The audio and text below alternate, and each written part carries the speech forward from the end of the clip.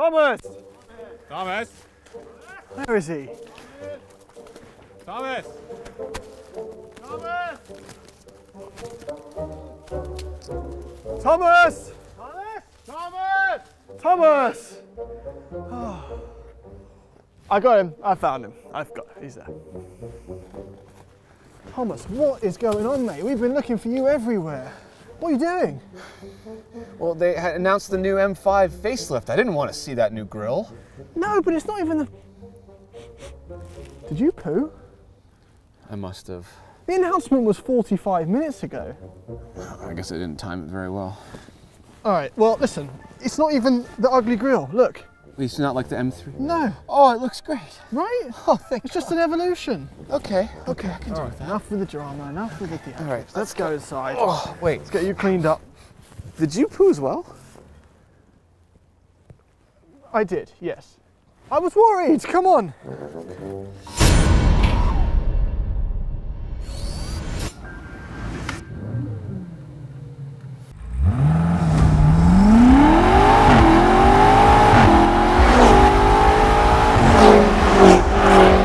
You're watching Throttle S. I'm Thomas.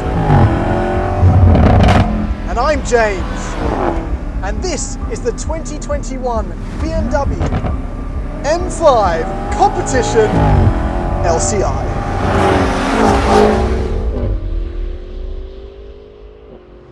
LCI, standing for Life Cycle Impulse. And while that sounds like a button on your washing machine, it's actually just BMW's branded name for a facelift. Seriously. And with that comes a refreshed design inside and out. And that's something that James and I will chat about in a second, but it's not just aesthetic updates for 2021, and this is the M5 competition. So first, let's go see what 617 horsepower feels like. And a massive thank you to Ali Khan for letting us feature one of the vehicles from his pretty mad collection. If you're new to Throttle House, we do car reviews, track tests, and quite a lot of messing around. So subscribe and hit the bell.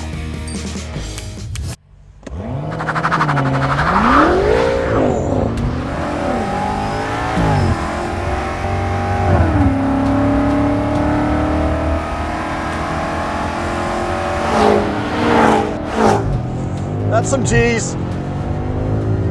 And that's, I don't want to say where the speed limit is because I didn't expect to be over it that fast. 3 seconds to 60 miles an hour, 100 kilometers an hour. Very much believable. And yet, even now, that speedometer looks like it's lying because this car doesn't feel like it's going, I feel like I'm going slowly right now. And yet I'm going 80. It doesn't register, it doesn't mentally register. This car hides its speed. But you put your foot down, and that ZF transmission sends the power to all four wheels. Oh, this thing is quick. It's peak, you know, out of the box. This is peak performance sedan. The power!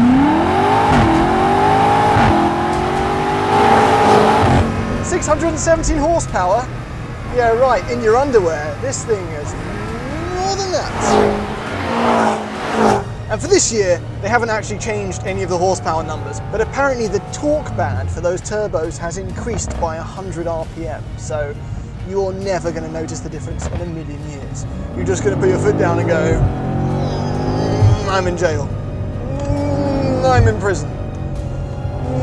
Tell my mum I love her. This just gets you in trouble, this car.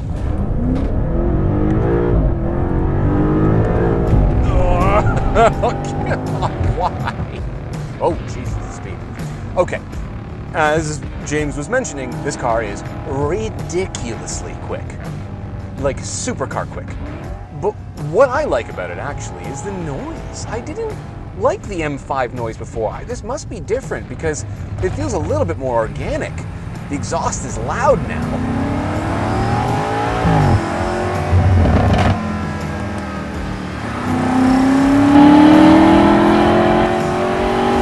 And on the downshifts, lots of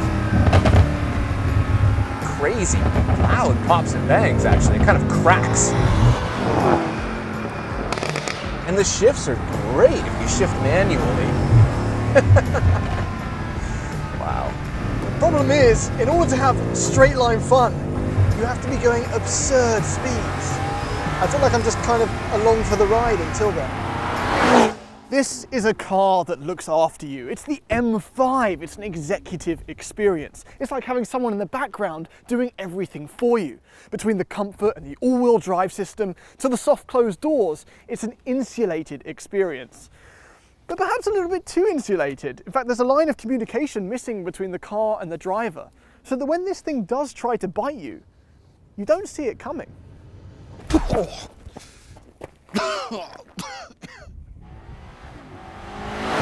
Okay, so the thing is that this car does a lot for you. Right now we're on snow tires, which means the limits are a lot lower than they normally are. And all of the issues that I've kind of had with the M5 comp in the past are very much present in this, unfortunately.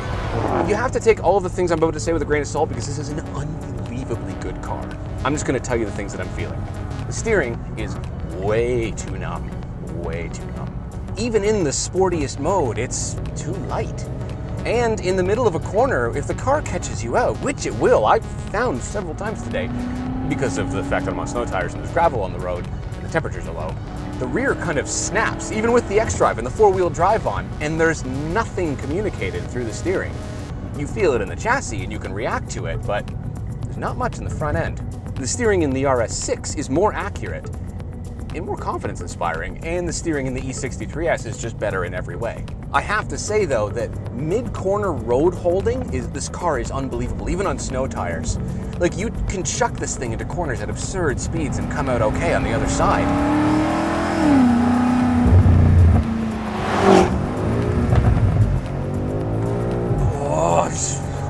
Oh, just the performance through the corners is incredible. The car feels light.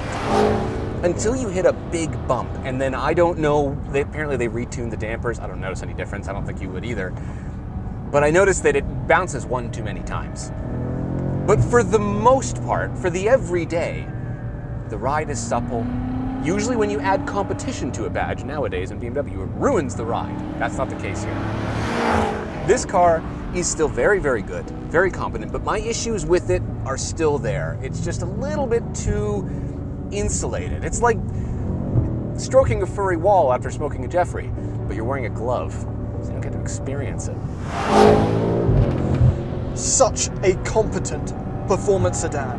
And I say the word competent because on one end of the scale you've got the RS6, which we were very lucky to drive on track recently, and that car is much more subdued even though it has all the speed. And then on the other end is the E63S, which is just an absolute lunatic. The E-Class part of it is massively overshadowed by the AMG part of it.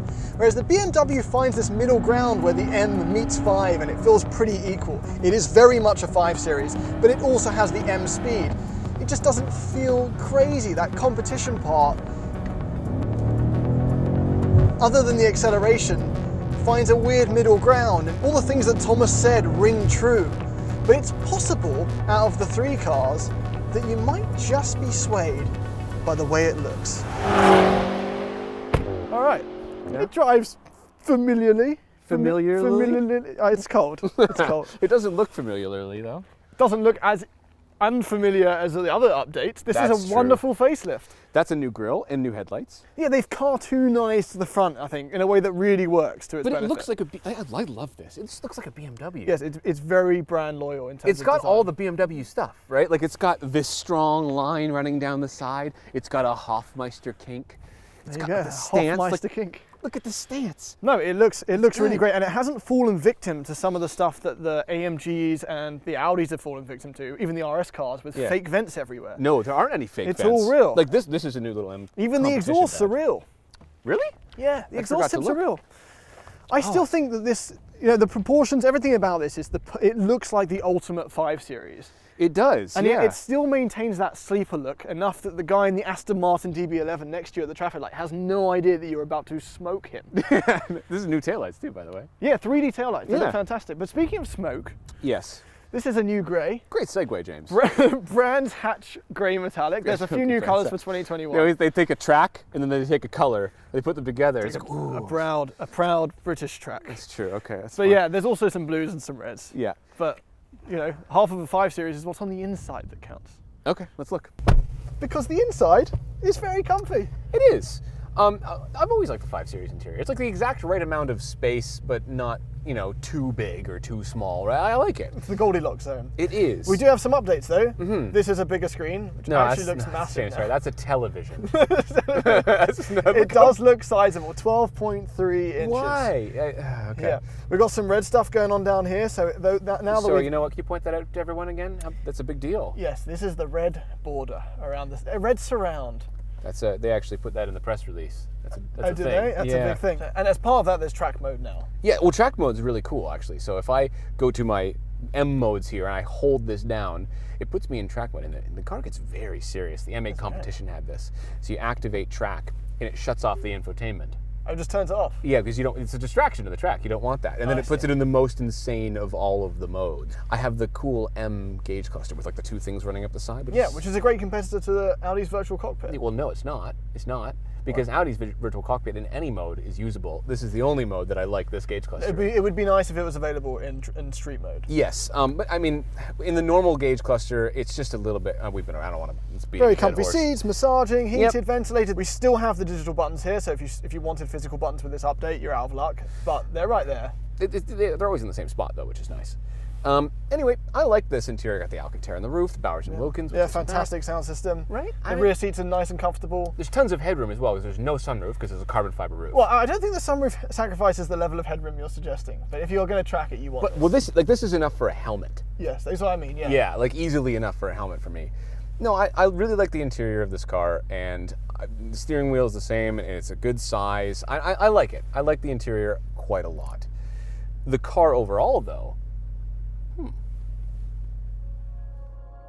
The new M5 has always been a bit of a question mark for us. Blistering performance, fantastic sound, perfectly executed looks. It is an undeniable senior member of the Bavarian muscle household. And with all the comforts of a 5 Series, it massively succeeds in the luxury department too. But competition badge or not, the way it hides its speed, the way it insulates its passengers from the road, means it doesn't quite get our blood pumping the way a 617 horsepower BMW M car should.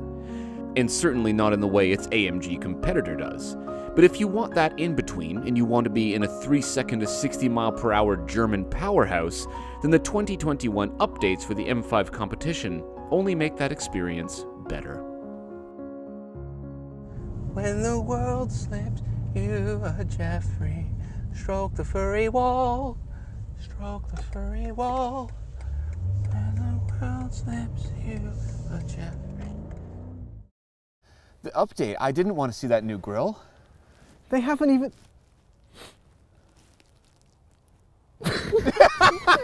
It's happened. It's activated. Sorry. Yeah. Okay, here we go. I hate when we know we've got a funny punchline coming. Sorry. I'm sorry, everyone. I'm sorry. all right. I'm not freezing cold. It's like looking at him like. Okay, all right. Come on, enough of this. Let's get you home. All right. Did you poo as well? Of course I did. I get worried. James.